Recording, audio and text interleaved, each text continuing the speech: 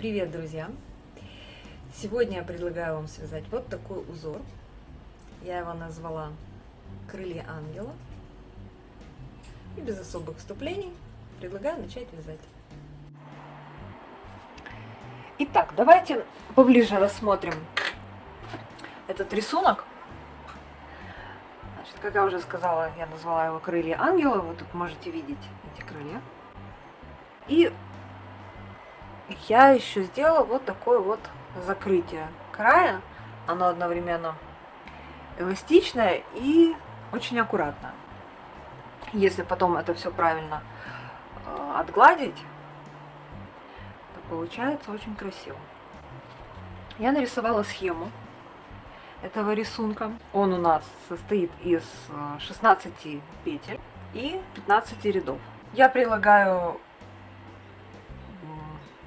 внизу под видео ссылку на файлы, которые вы можете посмотреть у себя на компьютере и скачать их.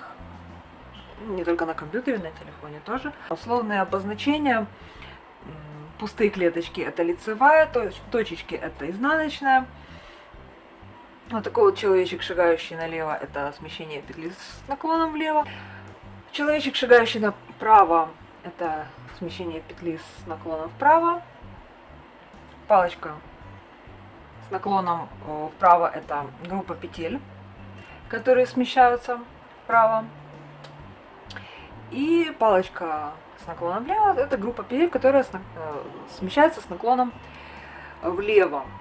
Это все я вам покажу по ходу работы. Давайте вязать. Значит, какая у меня пряжа? Я уже как-то говорила, что так как я живу в Китае, конечно, и здесь же я и покупаю пряжу. Я стараюсь выбирать не самую дорогую, но и не самую дешевую. Нормально. Я отдаю предпочтение натуральным волокнам. То есть стараюсь, например, акрил не покупать, не потому что я его как-то сильно там не люблю, просто у меня он быстро закатывается и гладить его нельзя. Именно эта пряжа, это чистая овечья австралийская шерсть. Я не сомневаюсь, что она австралийская, потому что никто здесь, в Китае, овец не выращивает. Во всяком случае, для шерсти. Производитель практически никогда не пишет никакой метраж, ни какая толщина, ничего. Просто вот так вот на глаз. Я покупаю на удачу. Подошло — хорошо. Не подошло, подойдет для чего-нибудь другого. Все, что я могу сказать, это то, что так приложить к линейке. Значит, на вытянутом виде это где-то 1,5 миллиметра, в распушенном виде, в свободном, это 2 миллиметра толщина нити.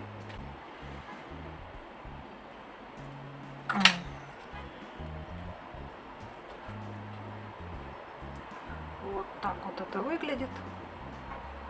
Не знаю, что вам это даст. Может быть, вы мне подскажете, как вам показать это, рассказать.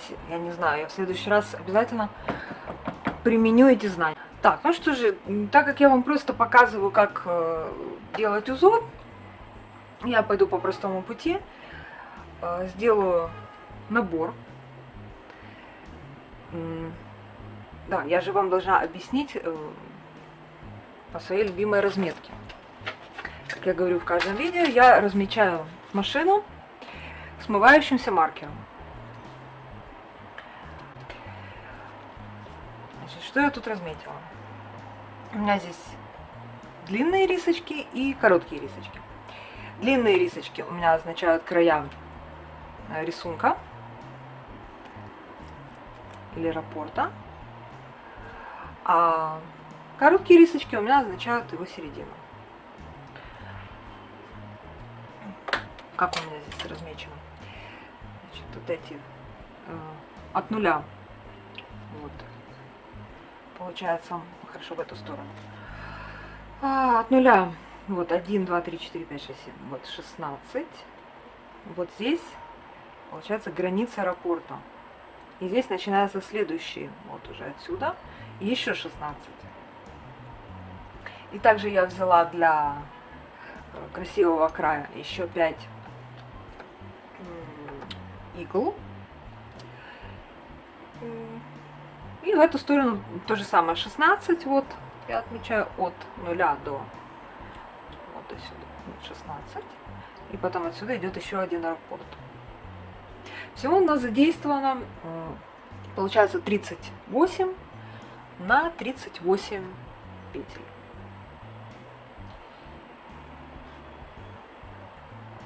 То есть 76, да?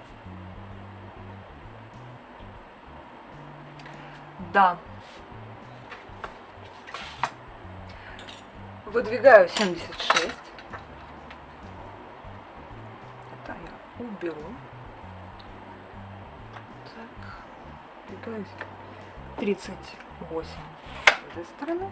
38 с этой стороны.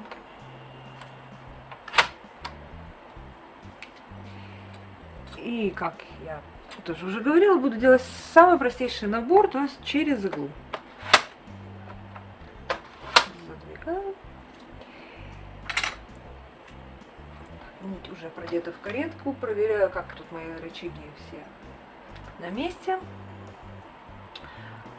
Хорошо. Плотность вы выставили, свою плотность.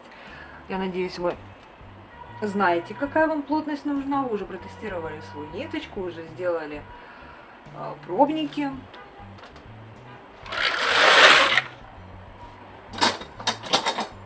И вяжите с теми параметрами, которые у вас.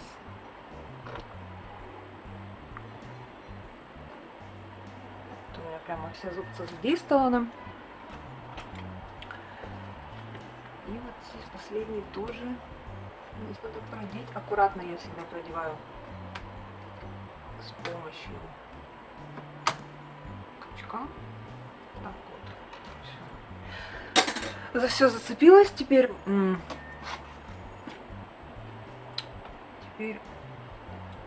развлечение всегда искать линейку.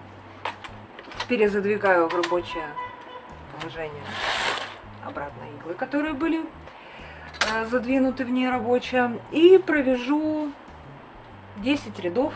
Повешу еще одну кошечку и провяжу 10 рядов.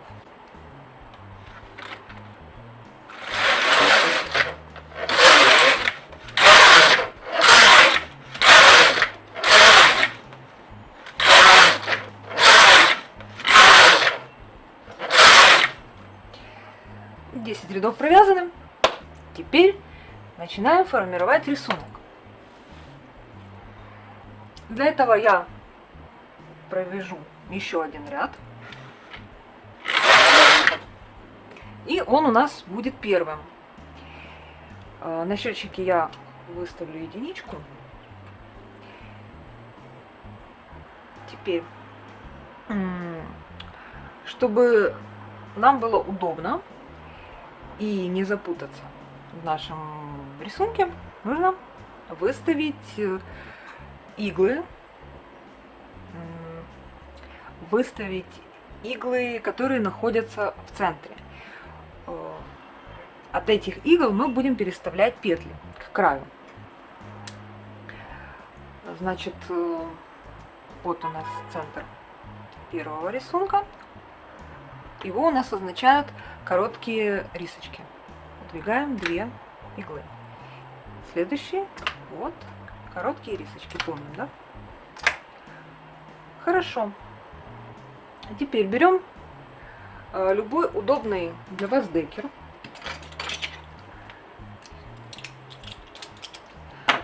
В моем случае это 5-ушковый, 3-ушковый, 2-ушковый и 1-ушковый. 4-ушковый я, к сожалению, в природе не встречала. Может быть, вам повезло, вы видели такой, и, может быть, напишите мне, где его взять. А пока я беру 4-ушковый И от выдвинутых игл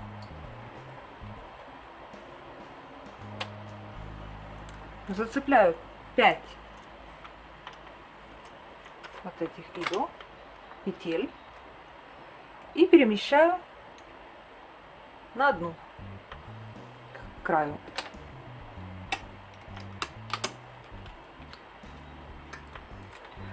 Вот. С этой стороны я делаю то же самое.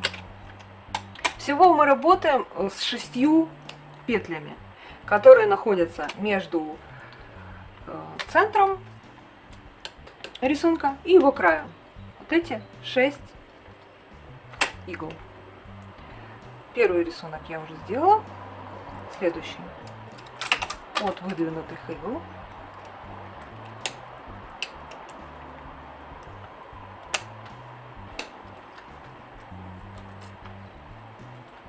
к краю.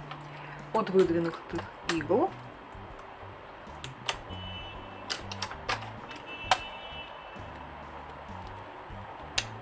к краю. И дальше алгоритм абсолютно тот же самый.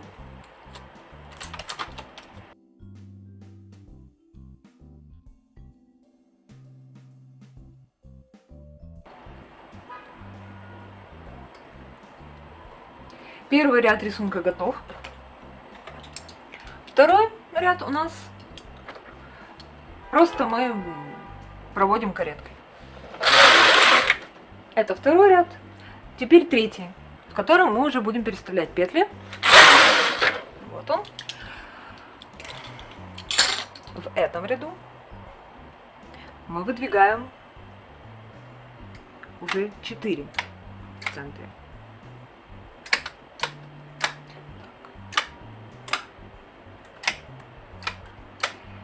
И делаем то же самое. Переставляем от выдвинутых игл к краю. Здесь у нас уже задействованы 5 игл. 5-ушковый декер уже не нужен, пригодился бы 4-ушковый. Но, как я уже сказала, у меня его нет. Переставляю 3-ушковым. И они подходят. И теперь одну оставшуюся петлю переставляю одноушковым декером. С этой стороны то же самое. Переставляю к краю. То есть у нас на краевых петлях получается 2 петли.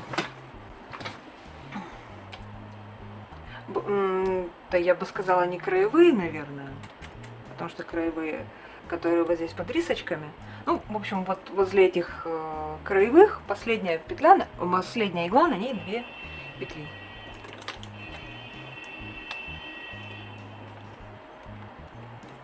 Я думаю, что вы поняли уже. И я проделаю здесь то же самое. И уже на 4-м ряду к вам вернусь.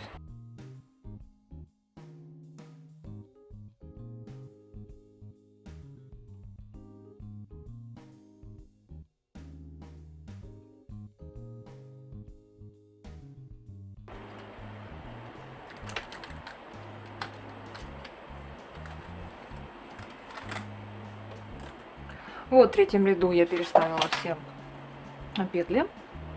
Теперь провязываю 4-й ряд, а за ним 5-й ряд, в который мы будем переставлять петли. В 5-м ряду нужно в середине выставить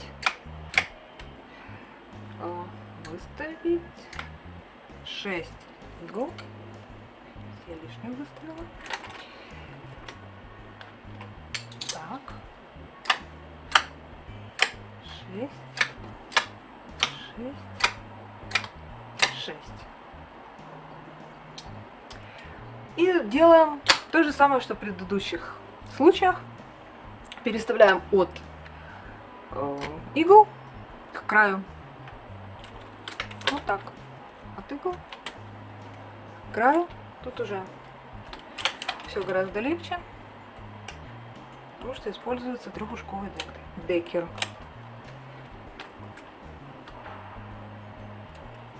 И все то же самое проделываю дальше.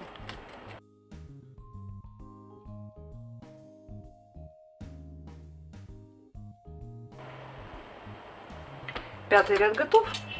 Теперь провязываю 6-й и 7-й. Здесь выставляем 8 игл.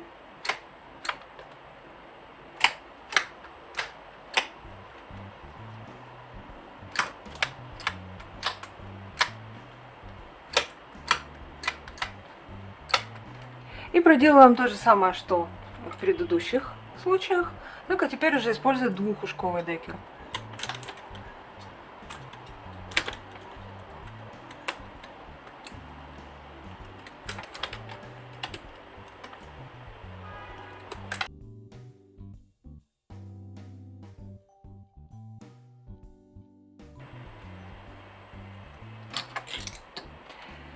Седьмой ряд готов. Провязываю 8 и 9.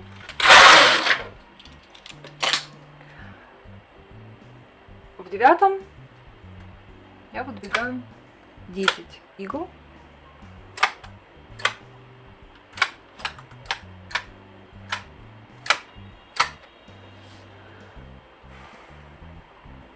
И проделываю все то же самое одноигольным декером.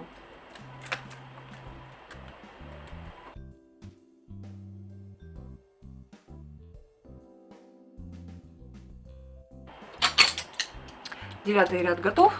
Провязываю 10. Теперь 11.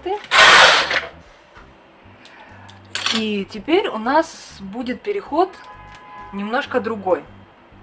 Вот, начиная с 11 ряда вяжем немножко по-другому. Ну, уже можно видеть, как красиво у нас тут получается. Опс.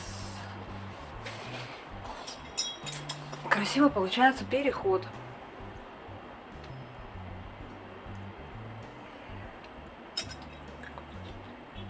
Повешу эту громыхалку обратно. Что я сказала? 11. Теперь петли мы будем переставлять не от центра, как мы делали, а к центру. Теперь они у нас будут сходиться. И выдвигать иглы мы будем те, которые по бокам. Показываю, как это делать. Теперь выдвигаем те, которые у нас в больших рисочках. Тут. Главное не запутаться.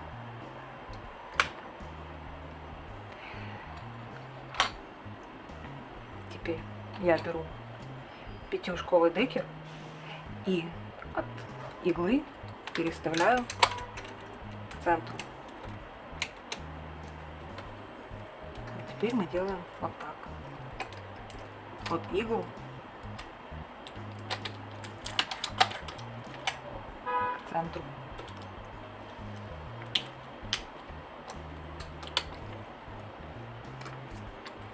Еще раз показываю. От игл к центру. И вот на той игле, которая там возле центральных, на ней должно быть 2 петли.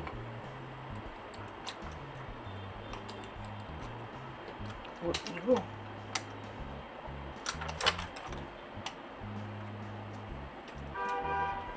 К центру. Ну и все остальное я точно так же проделала.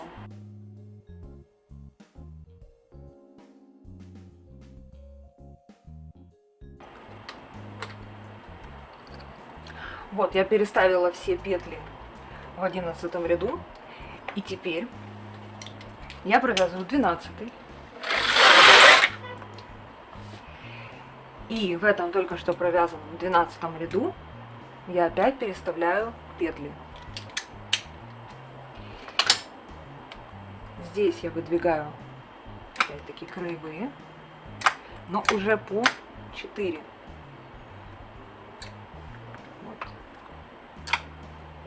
Да-да-да, вот эти вот иглы, там, где образовались накиды, вот их мы и выдвигаем.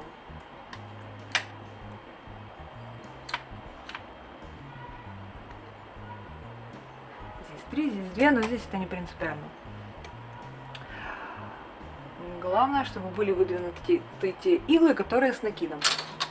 И теперь уже трехушковым и ушковым декером, переставляем от выдвинутых игл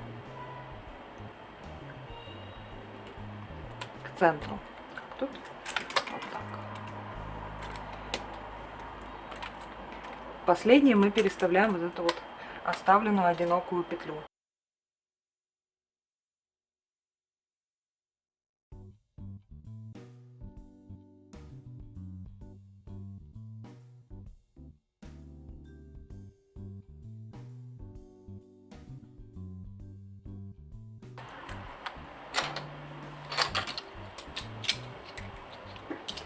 Вот 12 ряд готов. Теперь я провязываю 13. И в нем выставляю по 6 игл теперь. Здесь с этой стороны 3, здесь 6. Ориентируйтесь на накиды.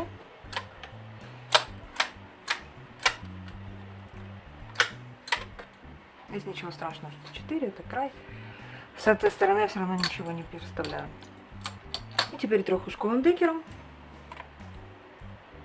от игл к центру я переставляю петли. Здесь без всяких заморочек.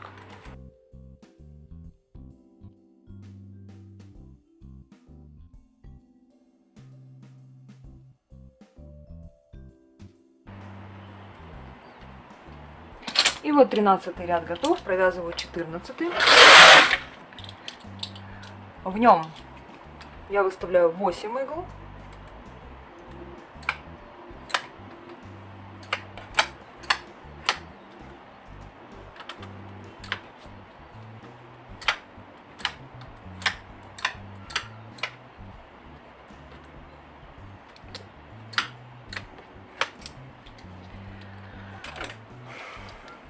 И двухушковым декером переставляю петли от выдвинутых игл к центру, так же как и в предыдущих случаях.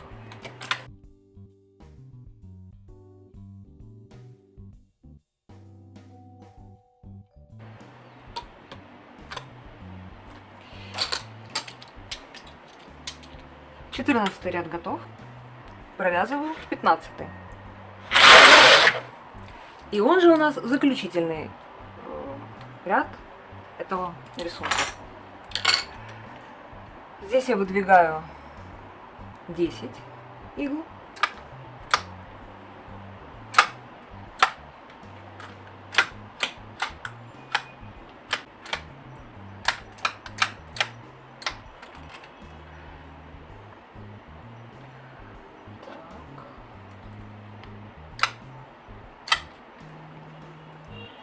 И теперь одноушковым декером переставляю петли от игл к центру.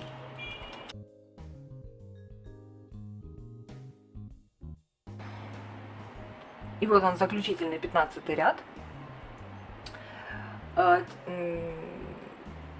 Теперь что нужно сделать? Я не буду на камеру провязывать остальные, еще несколько рядов, потому что вы и так знаете уже, что получится.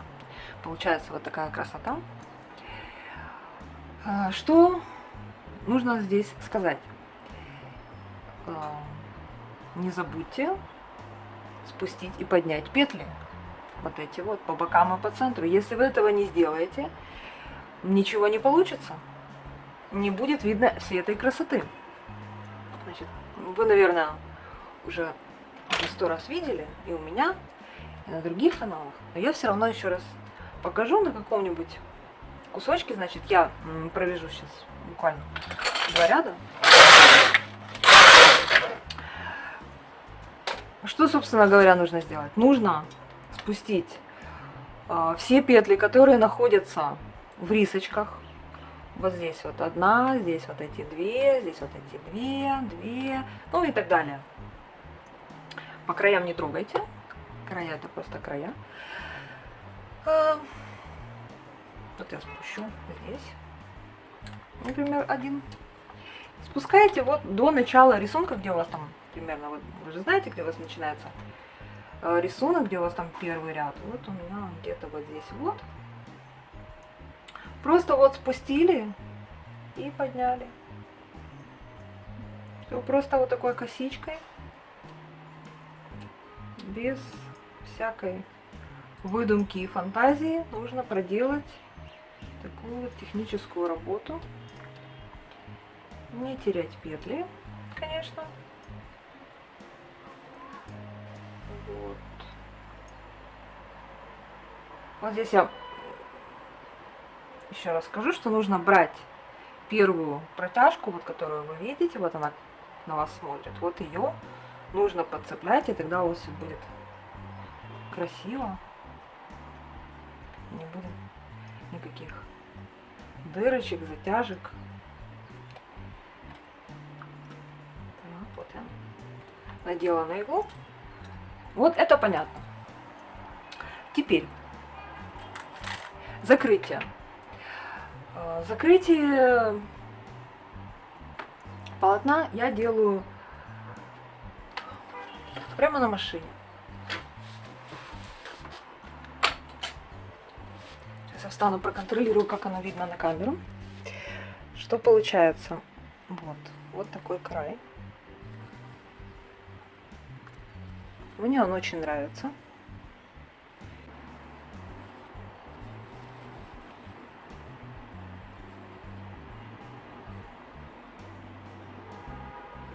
Вот сейчас я покажу, как его делать.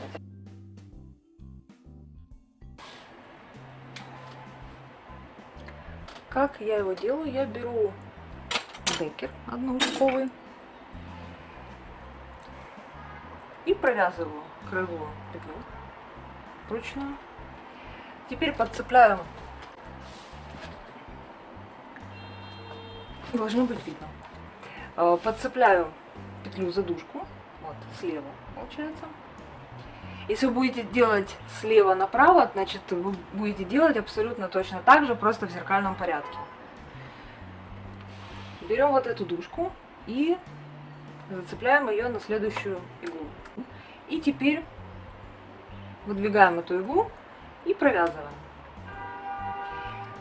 То, что провязали, теперь тоже задушку подцепляем, натягиваем на следующую иглу и провязываем. Опять подцепляем задушку, то, что уже провязали, и растягиваем на следующую иглу. Провязываем этой иглой. То, что провязали, подцепляем задушку, растягиваем на следующую иглу, и эту иглу этой иглой провязываем. И так у нас получается, что край остается на иглах, полотно остается на машине. То есть оно принимает максимально возможное растяжение. Потом при ВТО, при глажке, если вы гладите полотно, или может быть вы как-то по-другому делаете ВТО, оно принимает нормальное, соответствующее, как это сказать,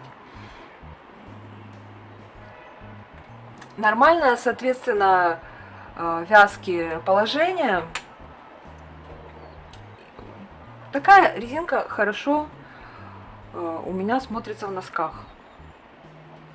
Сколько я вязала носков, вот она отлично подходит. В случаях, если вы вяжете резинку там через 1 через 3 или там, я не знаю, 2 через 2, все по-разному вяжут, там уже нужно регулировать, как вы это провязываете. А здесь, если у вас нет по краю резинки, не надо ничего особо мудрить. Если у вас просто простое полотно, вы провязываете вот так, как я вам показываю. Потом вы до конца довязали и просто снимаете с машины, и все. Все готово. Ну что, друзья, надеюсь, у вас все получилось. Осталось провести ВТО, и получится вот такая красота. Если видео оказалось для вас полезным, подписывайтесь на канал, ставьте лайки. Впереди будет еще много интересных и полезных видео. Спасибо, что были со мной, уделили мне время. Пока!